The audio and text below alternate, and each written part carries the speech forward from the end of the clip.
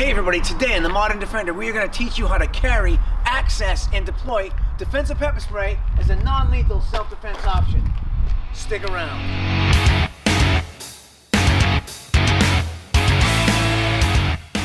Like a taser or a firearm, pepper spray is a projectile tool.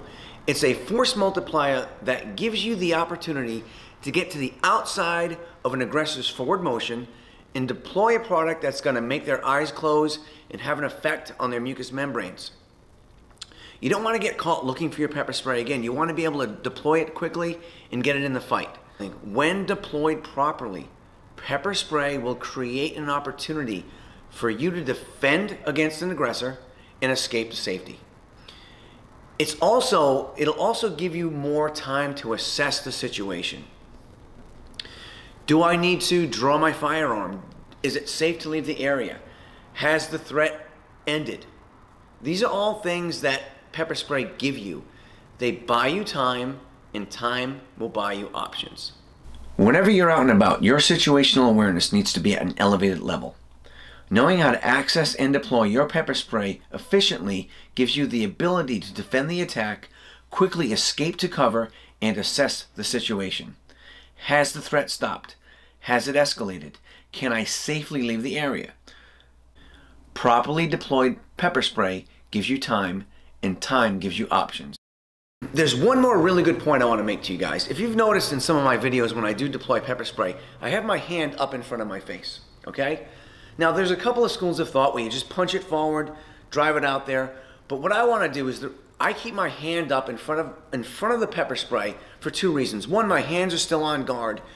Two, I'm gonna limit as much blowback as possible. Because these things are shooting a mist, they're shooting a stream of liquid, there is a chance of maybe some wind coming at you.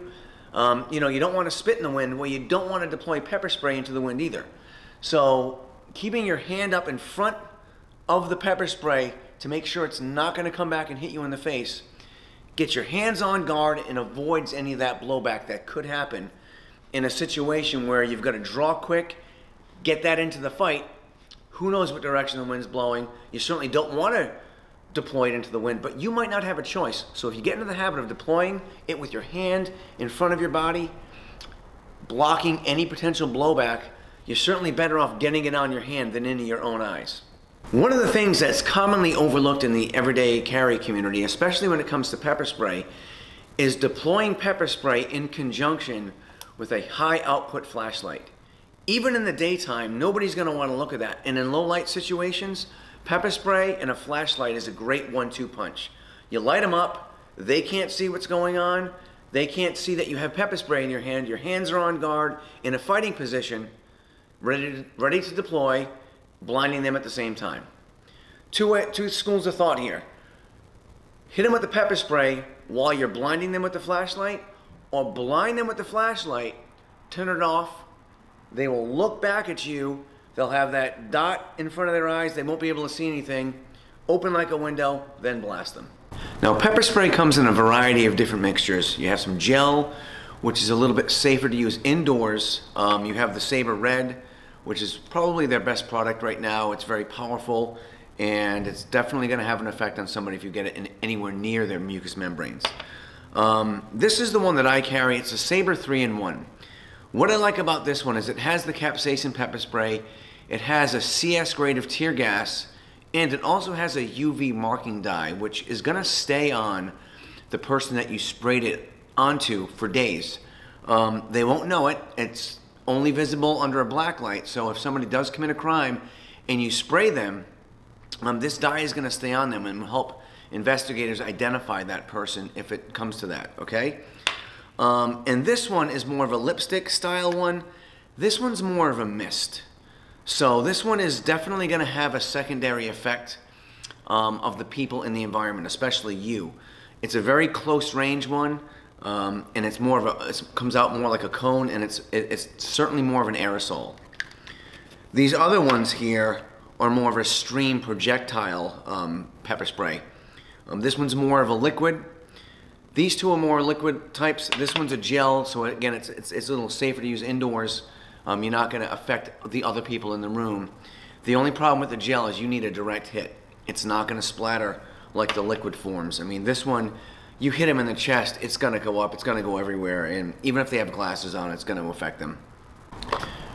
One of the products that's kind of new to the everyday carry market is this Rush Carry Sabcom 22 pepper spray holster.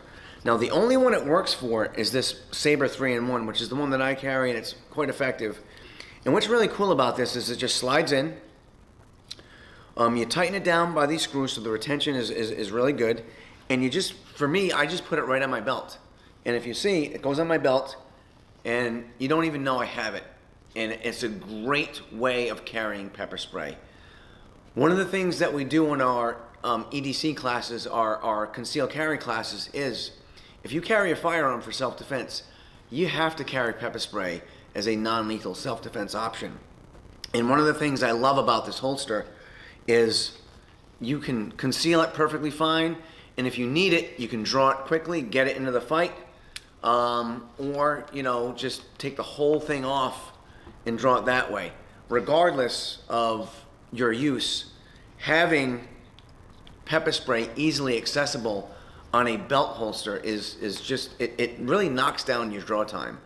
So you have a quick threat, you can draw it quickly, assess the situation. Do I need to deploy that pepper spray? If you don't, reholster it. And ladies out there, if you're looking for an easy way to carry your pepper spray, again, this Sabcom 22 holster, you can get it on Amazon. I'll have a link in our description. It is a great way to safely carry it and have quick access to it. Pepper spray is not effective if it's not in your hand. If you've got to look through your bag, if you've got to look through your pocket, you've got to reach in your pocket to get it, that's valuable time. And in a situation that escalates quickly, those seconds count. So having quick access to your pepper spray is certainly going to give you an advantage in a violent encounter. Hey, I really hope you enjoyed this video on how to use and deploy pepper spray. Please subscribe, hit the like button, and we'll see you next time on The Modern Defender. Stay safe out there.